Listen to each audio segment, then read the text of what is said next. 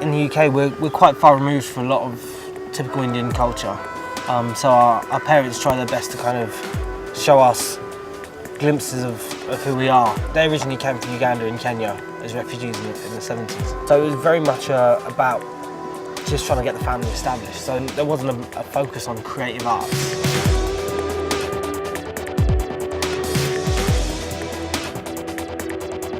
I had a real knowledge and thirst for learning about new music. And my brother bought a Roland drum machine back home, actually. I can't remember, I must have been 13 years old or something, maybe. And I used to set up 2 tape recorders and overdub over each one, so playback on one, record on the other, playback off one, record on the other, and just add in these sounds to the drum machine and so on. And that was probably my first kind of recorded track.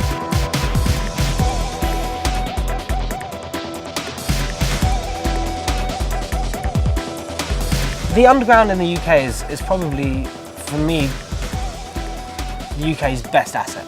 Underground music is the thing that we do best. It's a bottom-up situation in the UK. The poorest, the people hiding in warehouses, squatters, these were the people that were putting the parties on. And you know, in the end, Margaret Thatcher introduced laws against raving. I mean, this was how bad it got.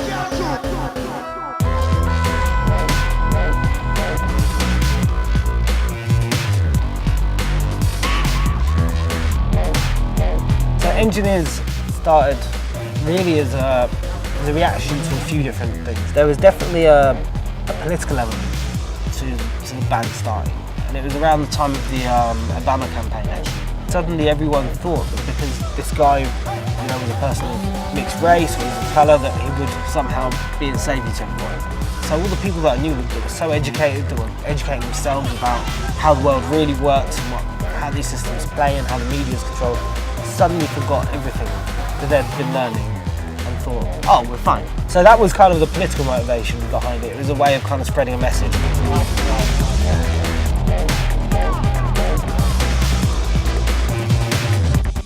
I never went to music college or university. I was self-taught on all the electronic stuff. And there's some knowledge I definitely missed out, and I feel that. But there's the plus point is that I have a very open mind to problem solving. And I'll always find a way of doing things, even if it's not the way it should be done. There are certain systems that are in place at the moment in the world that we have a unique opportunity to change. So I devote quite a lot of my thinking time to that and how we can not just shout about the problems, but actually find real-world solutions to these things. That's got to be the primary goal, I think, in any creative art, is to challenge the status quo.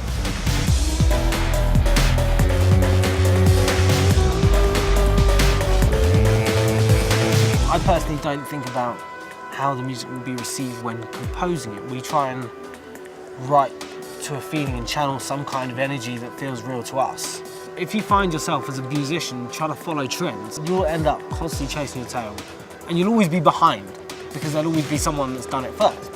So the best thing to do is always just write from the heart, be honest, and say something through your music, and then it'll become more timeless.